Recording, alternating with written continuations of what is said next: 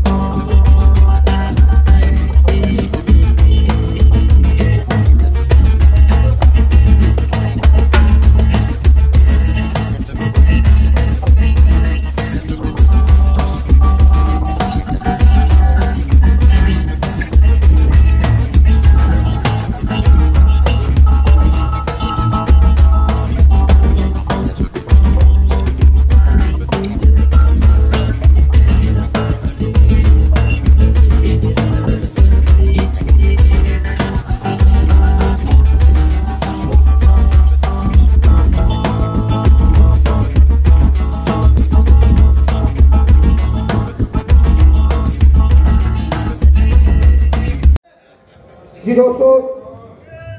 आज हम अपने मुल्क पाकिस्तान के लिए दुआ करते हैं कि अल्लाह पाक हमारे इस मुल्क पाकिस्तान को इसी तरह कायम रखे और इसी तरह हम हंसते मुस्कुराते रहें और पाकिस्तान के जो दुश्मन है अल्लाह पाक उनको नेस्त और नाबूद करे और वो इबरत का निशान बन जाए, क्योंकि ये हमारा मुल्क पाकिस्तान कायदे आज़म की कोशिशों से हमारे अल्लामा इकबाल की ख्वाब का नतीजा है। और जो मेरी मालूमात है उसके मुताबिक ये जो हमारा मुल्क पाकिस्तान है 27 रमज़ान शरीफ को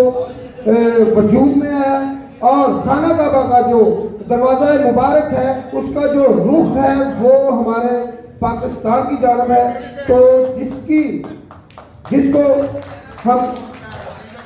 जिसको हम रियासत मदीना भी कहते हैं, अल्हम्दुलिल्लाह हमारा जो मुल्क है, इस मुल्क में किसी माइनॉरिटी को, किसी अक़लियत को उतने ही हुकूक हासिल हैं जितने के मुसलमानों को हैं, क्योंकि ये मुसलमानों के नाम पे पाकिस्तान बना और उस आज़ादी के राय से अपने इजहारात का ख्याल करते हैं कि जब उनके कोई इवेंट आता है तो उसको उसी तरह सेलिब्रेट करते हैं जिस तरह हमारे मुसलमान भाई करते हैं। तो उनके लिए एक जो सफ़ेद परचम में निशान है वो एक अलामत है अक़लियतों के लिए। और दूसरे मुल्कों में जिस तरह पाकिस्तानियों, जिस तरह मुसलमानों के साथ जो अमदाद साहब जो दूसरे ममालिक में जैसे मुसलमानों के साथ जो बदसलूकी की जाती है, इंडिया के मुसलमान हो, इसराइल के मुसलमान हो, फ़लस्तीन के मुसलमान हो, बर्मा के मुसलमान हो, वहाँ पे वो अपने हक के लिए आवाज़ नहीं उठा सकते,